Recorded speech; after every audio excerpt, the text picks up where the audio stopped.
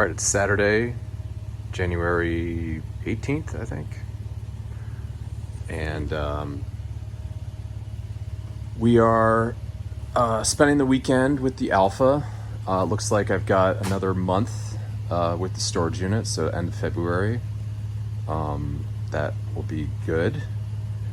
Kind of wanted to go over some progress that I made. Last day I was here was Tuesday, so we worked last weekend and Monday and Tuesday. So I've got the 12 volt battery here. I've got a battery box for it, so I'm going to mount it there. Got my terminal ends. I need an inline fuse or a circuit breaker, might be best. But it's really only to protect the wire that's now going from here wrapping around. So I got some 8 gauge, which is overkill, but it's nicely protected in this super rigid sheathing. And it's white, it kind of looks good. I'm gonna run it along here only because there are already some tabs to hold it down. And I think that's all right. And then I think I'm gonna do the high voltage in the center and maybe control wires, left and right. We'll have to see. But you see the low voltage 12 volt is now going around. It's going to go over the top of the dash and goes into the fuse box that's down there. So that's good. The other thing I did was kind of went through what's in here, and I took out all the charge control stuff, which is good. So I'll give you kind of an update on that.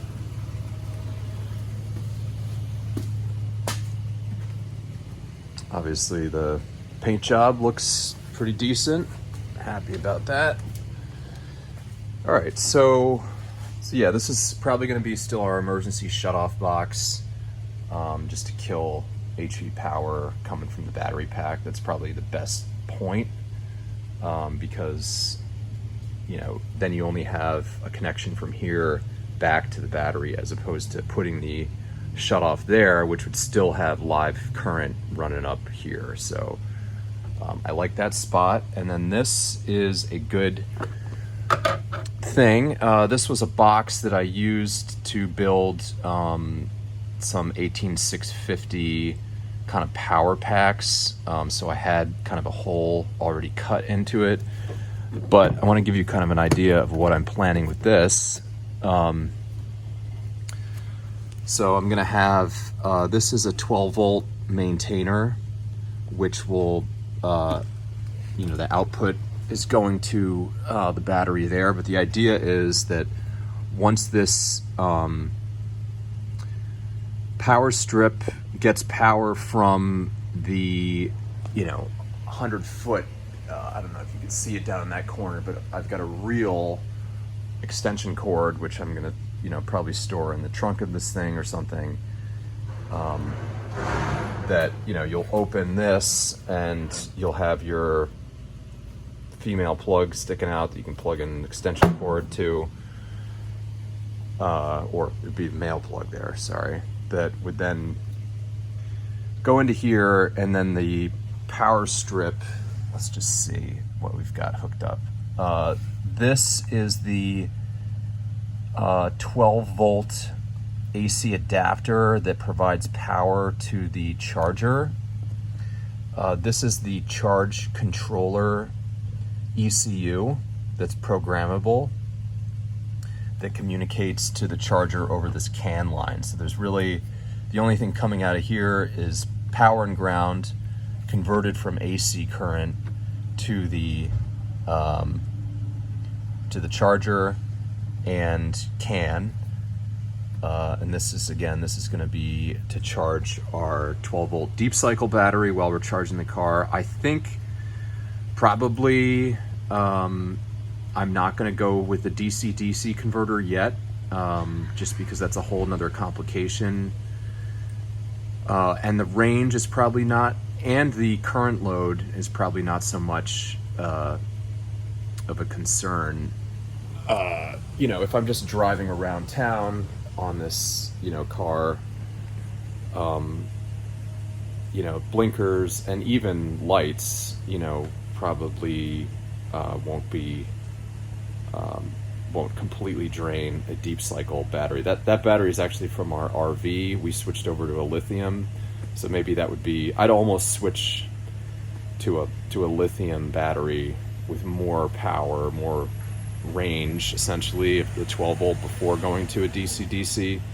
But the idea here is that, you know, when the car is charging the high voltage, it's also charging the low voltage battery at the same time. And so that's the plan on that, just to keep things simple. All right. So that's what's going to be in this box right now. Obviously, I'm going to need, you know, the extension cord coming in here to power the power strip. And then this is the AC out for the charger itself, which is going to be in the trunk here, back here. All right, so that's going to be good. Handling that, I like that control box there. I think it makes some reasonable sense. Like I said, I have a battery box for that, so I can mount that, so it's not going to fly around. But I do have a smaller 24 series battery box that I'd bought before. But thinking about the solar charger idea, you know, it might make sense to have just a completely separate battery bank for the solar charging and inverter kicking on to power the,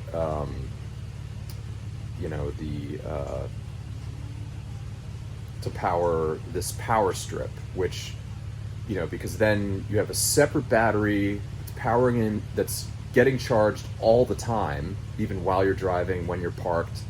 It's totally separate from the car. And then only at night, the inverter would kick on and power the power strip to power, you know, to charge the high voltage and the low voltage battery, something like that. So I'm thinking of keeping that 24 series battery box as this, you know, down the line separate 12 volt system that receives sunlight, stores it, and then fires up the charging at a certain point. That way, I can keep that solar system separate, and it won't be, you know, the 12 volt battery will always have, you know, a full state of charge if the high voltage battery was getting charged at the same time, because the last thing I'd want to do is get into a car that had a high state of charge on the HV but a low state of charge on the 12 volt, you know, and then the 12 volt battery's going dead while you're driving, or you do have to use the lights because it's raining or whatever, and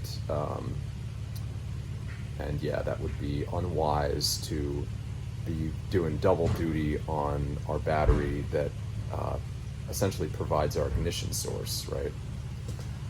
And it's gonna have a lot of load on it. You know, once we get into the vacuum pump and the water pump, we may have to move forward with that DC-DC system to pull power off of the HV pack to keep our 12 volt supported. But that really depends on range. You know, if the car only drives 5 miles on the batteries that we have, what's the point of, you know, having a DC-DC system, right? You know, because if the 12 volt battery can run those loads for an hour and a half when it's fully charged, you know, you're not going to be driving the car for an hour and a half on HV to begin with. So that's why I'm kind of just letting that sit for a little bit. But I really like the idea of solar panels on the car, charging a secondary 12 volt system that can then actually provide power to that power strip to, number one, charge the HV system, I think I have it calibrated to only 3 amps right now, which is a super slow HV pull. And then charging the 12-volt battery with that maintainer, what's it going to charge at, like 1 amp? So I think at any reasonable small inverter that's pretty efficient, low energy, not pulling too much load on a 12-volt battery could actually provide some usable power to the rest of the car when it's off. All right, moving on. Just to get you an idea of where we're at with this fuse block, like I said in another video, I realized that I do need to have this as my master fuse. The idea still is to have all my vehicle loads, stock vehicle loads, pretty consistent with the wiring diagram as designed, so it'd be easy to follow. But like I said, you know, they had unfused power coming into, look at that, someone pierced that wire testing, but unfused power coming in to the headlight switch directly from essentially the battery positive. So, you know, the wiring diagram would go battery, alternator, fuse block, and then no fuse in between, just fuse block. Oh, daisy chain it up to there. Then it would come down and get fused before it went out to the headlight. But, you know, that's not within modern standards. You know, your power output from your batteries are now fused, even if it's 250 amp fuse or something like that. There is protection on those wires, and there should be. So redesigning the 12 volt, I'm going to put my mods on this side. This is kind of an interesting block because it's got power and ground on it. So all my ground leads would be up here. But like I said, I'm kind of a fan of that, especially if I'm running like a 2 conductor wire for like the vacuum pump or the water pump, which rather than tapping into body ground. If for other components that are already using a body ground, you know, I'm just going to use the stock wiring that's just outputting our positive hot leads, you know, and just hope that those grounds don't get too rusted and corroded where they attach to the body. But I kind of like this where I can just output 2 conductor wires and keep them with a good connection. And this, I think I'm just going to do something like this. Like that, bing bong, up there, but be able to, you know, unclip it and bring it down and diagnose it down here, right? Or work on it down here. So keeping some flex, I kind of am okay with this kind of wire coming up and over, down and up. I think that's all right. Like I said, here's my ignition fuse with my first loom going to my key. And then actually this is the ground for the relay, which will just stick right to the block. But I think for today, we're working on just maybe tidying up and securing this this 12 volt line up and over the top of the dash and down and around, doing the battery box, getting that done, getting our inline fuse on there, or just hooking up, you know, a circuit breaker or something there that just could be, you know, kind of easily shut off to just kill all power, all 12 volt power to the car. But that 140 amp circuit breaker I have is just not what we need for this. I need something like a 40 or, you know, 50 or something max. 30 probably would be fine, you know, because they are running through this wire, which is, you know, and this is kind of our master switch for the fuse box right now. I'm not completely convinced that's the right way to go. Would be nice maybe to have, you know, these hot leads coming out of this big wire, be able to tap into those some other way, but we just got to move on. So I'd like to see the lights on that would be great if I can get the lights on and the turn signals hooked up, and like I said, run my loom through there, get those, and once we have the 12-volt system in a reasonable state, then we can start hooking up control wires for our charger and obviously our inverter, and that's when it gets exciting. But this car is going to be an incredible teaching tool. I think I was just at the Boy Scouts today. They were doing their Pinewood Derby, and of course I'm suited up like I am today, but I've got my patches on from being a mechanic, and they all want to know, what am I fixing today? And so I think bringing this car to the Boy Scouts, bringing it to like a Votech school, just to give some presentations on,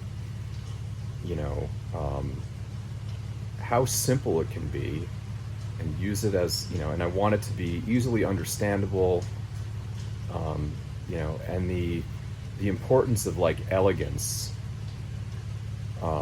when you're doing things, I think it's just so important, because if it looks like a mess, then it just adds to the confusion, and that's the Apple way, that if you take time to make the aesthetic work, then the rest of the car is just going to kind of fall into place, so I'm a firm believer in that, simplification and making it easy to understand. So, wish me luck. State of the Electric Alpha 1975, Geo Rides, converttheclassics.com. Thanks for watching.